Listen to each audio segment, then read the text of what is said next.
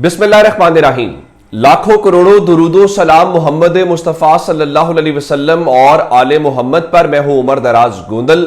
कल यूक्रेन ने यह कहा कि हमने रूस के 2 Su-35 तैयारे तबाह किए हैं और 2 को हमने डैमेज किया है, और यह एक बहुत बड़ा दूसरा स्पाइडर वेब के बाद उनका नुकसान था। तो उसके बाद क्या होना था? उसके बाद वही होना था जो हुआ। कल बहुत सारे इलाकों के अंदर जो यूक्रेन की जो पावर सप्लाई है उसको रूस ने डैमेज किया, और मैंने आपको रात को ये तफसीलात बता दी थी कि ऐसा हुआ है। अच्छा, उसके बाद क्या हुआ? उसके बाद जनाब अली जो रूस है उसने रात को एक बहुत बड़ा जो हमला है वो किया, और वो जो यूक्रेन का ओडेसा का इलाका है वहां पे किया, और वहां पर बताया गया जो रशियन ड्रोन्स हैं वो गए और उन्होंने अटैक किया। और फिर उसके बाद जो यूक्रेनी मीडिया है वो क्या बता रहा था? वो बता रहा था जी ये 21 मंजिला एक इमारत थी, उस इमारत को जो है वो ड्रोन ने हिट किया, और वो तो फिर खैर ये कह रहे थे कि सिविलियंस टारगेट हुए हैं, मैरिड कपल जो है वो चला गया। लेकिन अगर आप उस हाई राइज ओडेसा बिल्डिंग को देखें तो उस बिल्डिंग को निशाना नहीं बनाया गया, यानी पूरी बिल्डिंग ऐसा नहीं है कि गिर गई हो, या बिल्डिंग का पर्टिकुलर जो एक हिस्सा है उसको उन ड्रोन्स ने टारगेट किया, जिसका मकसद समझ आ सकता है कि उनका जो भी वहां पे टारगेट था उसको उन्होंने अचीव किया। नंबर 1। नंबर 2, उन्होंने क्या किया है, जो इनके कमांडर इन चीफ है अलेक्जेंडर, उन्होंने ये बताया है कि रशिया जो है वो पोक्रोव्स्क का जो इनका इलाका है वहां पर 1,10,000 फौजी जो है वो ले आया है। और वो फौजी क्यों लेके आया है? उनके मुताबिक ये जो पोक्रोव्स्क का इलाका है ये हॉटेस्ट स्पॉट है, जो फ्रंट का इलाका बॉर्डर लगता है यूक्रेन का और रशिया का उनके दरमियान। और उनके मुताबिक जो रशिया है बुनियादी तौर पे वो जो एडमिनिस्ट्रेटिव बॉर्डर है डोनेस्टिक टू दूसरा डिनिप्रोपेट्रोव्स्क ओब्लास्ट का, वहां पर उसको क्रॉस करना चाहता है, लेकिन इनके मुताबिक जो हमने उनको रोका है। उसके बाद अगर आपको याद हो, कल मैंने आपको बताया था कि सूमी के अंदर वो कह रहे हैं कि हमने जो रशियन फोर्सेस की पेशकदमी है उसको रोक दिया है। अब ये सारी बातें जो है बता रही हैं कि रशिया कॉन्टिन्यूसली उन चीजों को लेके कर रहा है, जिससे आपको अंदाजा होता है कि अब वो जरा उसको स्पीड अप चीजों को कर रहा है। अच्छा, उससे हट के जो खार्किव का इलाका है यूक्रेन का, वहां पर भी जो नोवा क्रुफ्किवका का एक इनका गांव है ईस्टर्न यूक्रेन के अंदर, जो रशिया के ट्रूप्स हैं, जो रशिया की फौज है, उसने उस इलाके को भी काबू कर लिया है। तो इससे अंदाजा लगाइए कि पेशकदमी कितनी ज्यादा है। अच्छा, उससे हटके एक और बात जो है कि यूक्रेन क्या बता रहा है कि पिछले चंद घंटों के अंदर उन्होंने कितने ड्रोन्स या मिसाइल्स रोके हैं या इंटरसेप्ट किए, मेरा ख्याल है उससे भी चीजें थोड़ी अंदाजा होती हैं। अच्छा, यूक्रेन की एयरफोर्स का दावा यह है कि 363 ड्रोन्स आए और उनमें से 359 जो है वो हमने मार गिराए। अब 363 का मतलब यह है कि ह्यूज नंबर जो है चंद घंटों के अंदर आया। और उसके बाद उनका जी 6 of 8 missiles launch by Russia in an overnight attack. तो अब वो कह रहे हैं कि 363 में से 359 हमने ड्रोन्स गिराए, और उसके बाद 8 में से जो 6 मिसाइल हैं उनको इंटरसेप्ट किया।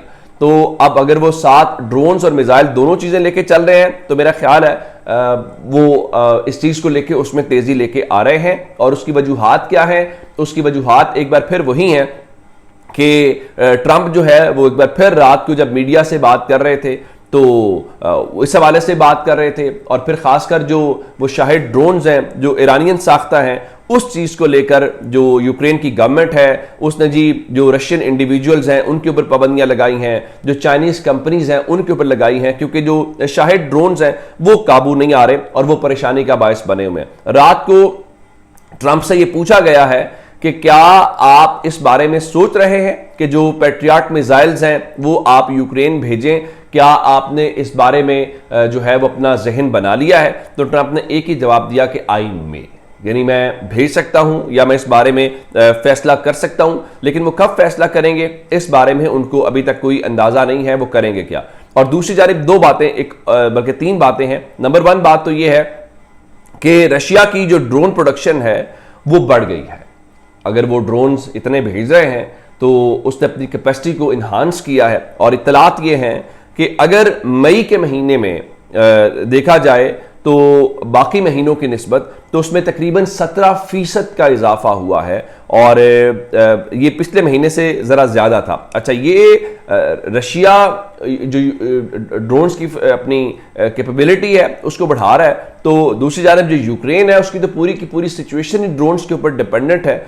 और जो यूक्रेनियन मैन्युफैक्चरर्स हैं उन्होंने कहा जी हम जो 4 मिलियन ड्रोन्स हैं वो 1 साल के अंदर बना सकते हैं। अच्छा, ये वो ड्रोन्स हैं जो खुद कह रहे हैं कि हम 40 लाख ड्रोन्स 1 साल में बना सकते हैं। इससे हट के जैसे बरतानिया है, बरतानिया कह रहा है जी 1 लाख ड्रोन्स तो मैं उनको दे सकता हूँ, दूंगा, इस हवाले से उनके मुआहदे या चीज़ें हो रही हैं। इस तरह से बाकी जो उनको इन्वेस्टमेंट आ रही है वो उससे बिल्कुल अलग है। चलें, अब इनके पास जो असलहा है, मिसाल के तौर के ऊपर कीव इंडिपेंडेंट के मुताबिक कि Ukrainian weapon accounts for more than 40% of arms used in defence against Russia, यानी उनके मुताबिक जो उनके पास असलहा है वो 40% वो इस्तेमाल कर चुके हैं। और वो 40% किसके खिलाफ इस्तेमाल कर चुके हैं? वो उनके खिलाफ। और उनके मुताबिक जो है वो डोमेस्टिक बिजनेस और गवर्नमेंट जो है वो 40% लोकल वो कह रहे हैं कि हम प्रोडक्शन कर रहे हैं। वो क्यों कर रहे हैं? वो इसलिए कर रहे हैं कि आपको पूरे का पूरा यूरोप और बाकी जो है वो आपको फैसिलिटेट कर रहे हैं। अच्छा, इसके जवाब में